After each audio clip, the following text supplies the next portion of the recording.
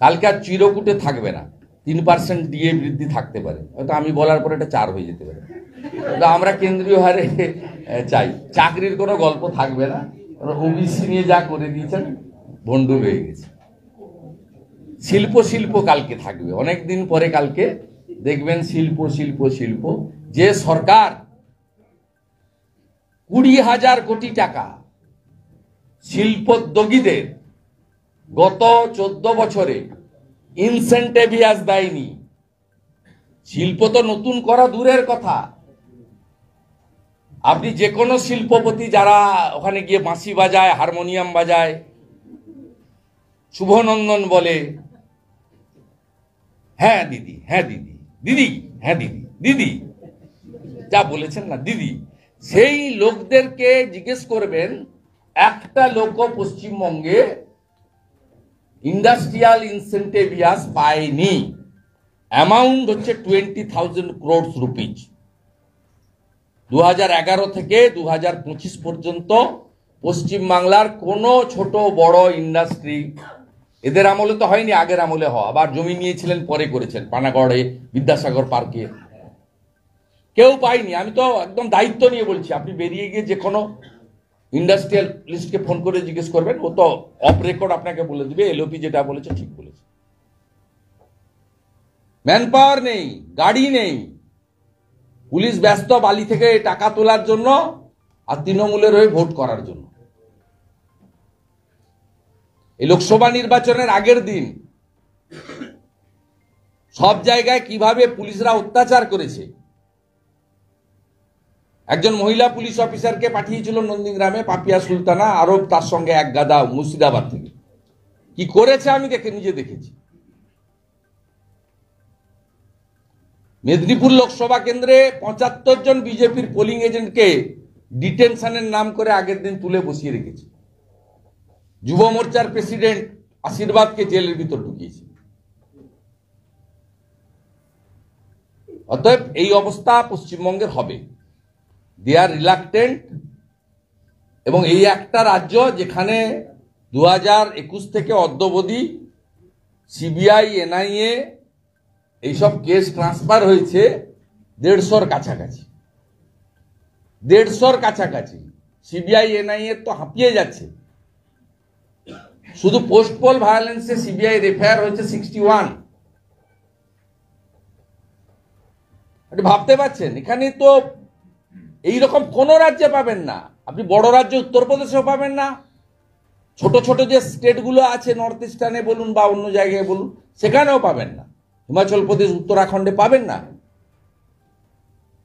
একটা রাজ্যে 150-র বেশি মামলা, কলকাতা হাইকোর্ট এবং supreme court, including Ramnavami incident, including Lakshmi পূজার দিন মমিনপুর ইকবালপুরের ইনসিডেন্ট, সব ট্রান্সফার করে দিচ্ছে সিবিআই, এনআই। শুধু এখানে নয়, দুটো একটা জাজকে টার্গেট করেছিলেন, জাস্টিস মান্থাকে টার্গেট করেছিলেন, তখন জাস্টিস অভিজিৎ গাঙ্গুলিকে টার্গেট করেছিলেন, জাস্টিস অমৃতা সিনহাকে টার্গেট করেছিলেন, জাস্টিস কৌশিক চন্দ্রকে টার্গেট করেছিলেন। তারপরে সুপ্রিম কোর্টেও গিয়ে তো সব হেরে এসেছেন। আমার করা মামলা তো সুপ্রিম কোর্টে আপনারা হেরেছেন রামনবমীর কেসে। ডালখোলা, শিবপুর এবং রিষড়া, 85টা গুন্ডা জেলের ভিতরে আছে, আর বাকিগুলো যারা বেল পেয়েছে তারা জেলার বাইরে আছে, কন্ডিশনাল বেল। অতএব পশ্চিমবঙ্গে এই জিনিস হবে। কপাল হলো এখানে বসে আছেন, এখনো বিস্ফোরণ হয়নি।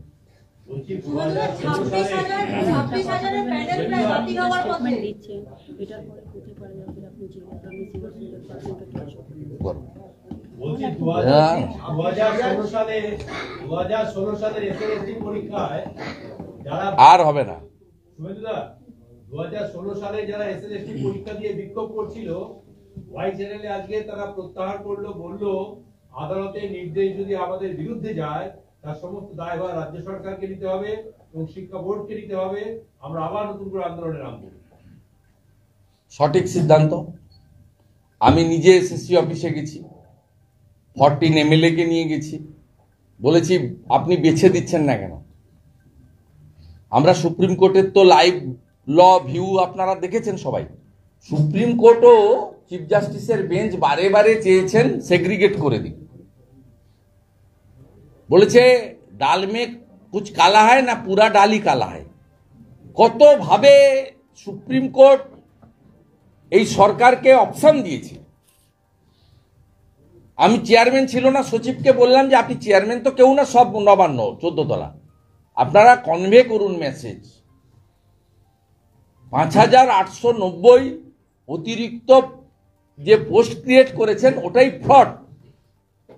বাকি 19,000 ছেলে মেয়েকে মারবেন না, 16 সাল থেকে চাকরি করছে, অন্যায় হবে।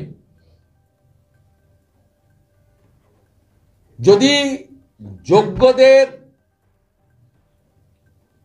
বাতিল হয়, যোগ্যরা যে ধরনের আন্দোলন করবেন, যত ধরনের আন্দোলন করবেন, সেই আন্দোলনে যদি তারা আমাদেরকে ডাকেন পতাকা নিয়ে, পতাকা ছাড়া যে কোনো শর্তে, আমরা ভারতীয় জনতা পার্টি অন্তত নির্বাচিত প্রতিনিধিরা আমরা সর্বাত্মকভাবে উপস্থিত থাকব। লাগাতার থাকতে বললেও সঙ্গে থাকব, সাপোর্ট দেওয়ার জন্য বক্তৃতা করতে বললেও করব, সঙ্গে অবস্থান ধর্ণা ঘেরাও করলে বলবো। এবং আমি এই সরকারকে হুঁশিয়ারি দিচ্ছি, যদি যোগ্য প্রায় 19,000-এর বেশি তাদের সবার চাকরি চলে যায়, সুপ্রিম কোর্ট কি করবেন লফুল্লি আমার সেখানে কোনো বক্তব্য নেই, আমার অনধিকার চর্চা হবে। তাহলে এই লোকেদের এবং তাদের পরিবার সঙ্গে আমরা সাধারণ জনগণ নবান্ন ঘিরে বসে থাকব। 27 আগস্ট নবান্ন অভিযান, মুখ্যমন্ত্রী আপনি দেখেছেন, আপনাকে সকাল 9টার আগে আসতে হয়েছে, রেয়ার কেস। আপনাকে আসতে হয়েছে হেস্টিংসের রাস্তা দিয়ে, আপনি নর্মাল রুটে আসতে পারেননি। আপনার সঙ্গে সেদিন অতিরিক্ত 60 জনের বেশি পুলিশ রাখা হয়েছে এবং 3টে স্কট ছিল মহিলাদের। আপনাকে সব মন্ত্রীকে ডেকে নিতে হয়েছে, দুপুরবেলা মন্ত্রীদেরকে ওখানে খাওয়াতে হয়েছে। বাবুঘাটে 6:30টার পরে আন্দোলন থামার পরে আপনারা 7:30টার পরে ওখান থেকে বেরিয়েছেন। এদের যদি চাকরি যায়, আপনার ঢোকাও নবান্নতে হবে না, আর নবান্ন থেকে যদি ঢুকেও পড়েন, হেলিকপ্টার নিয়ে ছাদে নেমে পড়েন, বেরোতেও আর পারবেন না, নিশ্চিন্তে থাকতে পারেন। আর আজকের এই প্রেস কনফারেন্স যার জন্য সুরিন্দর পাল সিং মনোজ ছেলে কোনোভাবে জেলের ভিতরে যদি তারা কোনোভাবে ফিজিক্যাল মেন্টাল টর্চার হয়, তার রেসপন্সিবিলিটি গোজ টু মুখ্যমন্ত্রী, পুলিশ মন্ত্রী এবং সিপি ক্যালকাটা এবং প্রেসিডেন্সি জেল কর্তৃপক্ষের। আমরা ওয়াচ করব, লয়ার শুড ওয়াচ। আগামী 2-3 দিন তারা কি করছেন আমরা পুট আপ দেব না, ক্লিয়ার। আপনাকে যদি মেসেজ পাঠায় গভর্নমেন্ট লয়ার পুট আপ করুন, আমরা এনওসি দিয়ে মানে সাপোর্ট করবো, আমরা পুট আপ দেব না। যে আজকে অবধি সাফার করেছে 18 তারিখ অবধি সাফার করতে রাজি আছে, সরকারকে পুট আপ দিয়ে বেল করাতে হবে। মমতা ব্যানার্জি যদি সত্যিকারে শিখ কমিউনিটির প্রতি তার রেসপেক্ট থেকে থাকে, তাহলে তিনি তার গভর্নমেন্ট লয়ারকে অ্যাপ্রোচ করবেন, পুট আপ দিয়ে বেল করা এবং এই মামলা প্রত্যাহার করার ব্যবস্থা করা। আপনি চোর ডাকাতদের মামলা প্রত্যাহার করেন। গতকালই কলকাতা হাইকোর্টে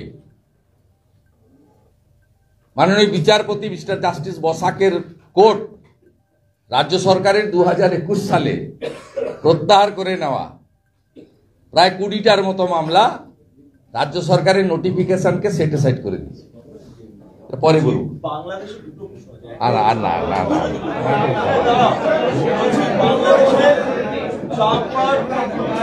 না না, হ্যাঁ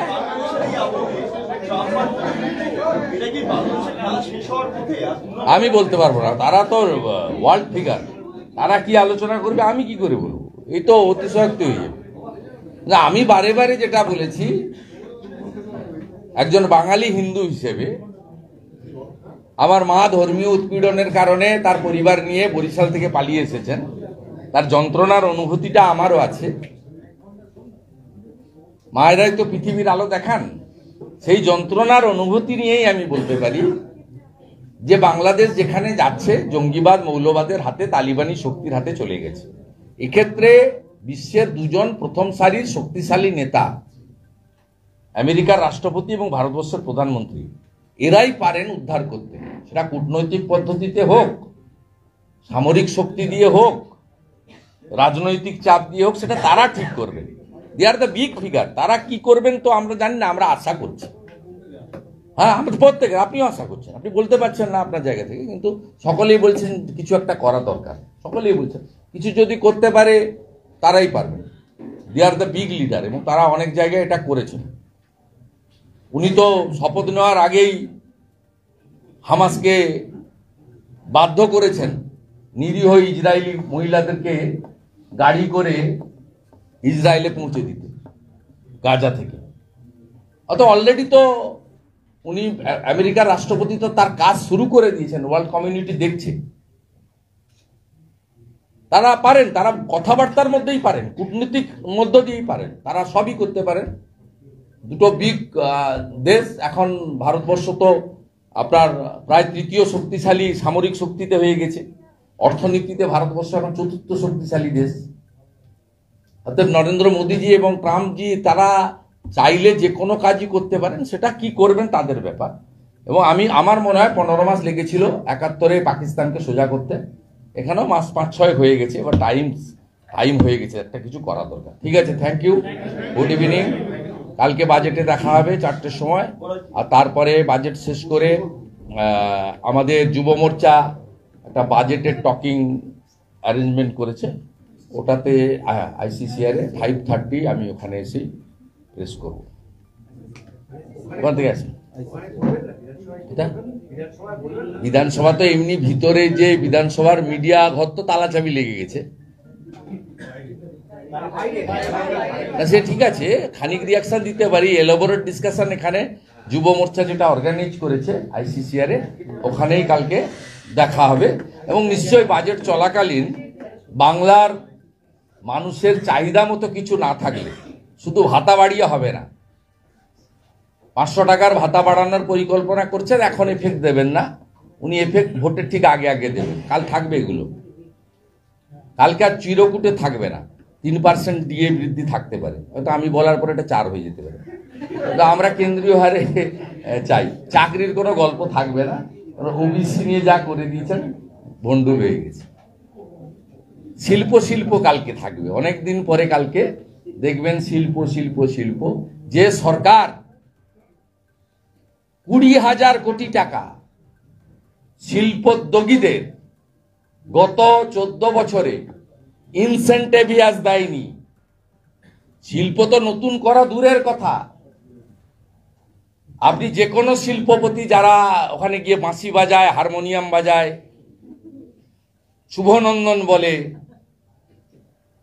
হ্যাঁ দিদি, হ্যাঁ দিদি, দিদি, হ্যাঁ দিদি, দিদি যা বলেছেন না দিদি, সেই লোকদেরকে জিজ্ঞেস করবেন, একটা লোক পশ্চিমবঙ্গে ইন্ডাস্ট্রিয়াল ইনসেন্টিভিয়াস পায়নি। অ্যামাউন্ট হচ্ছে 20,000 crores রুপিজ।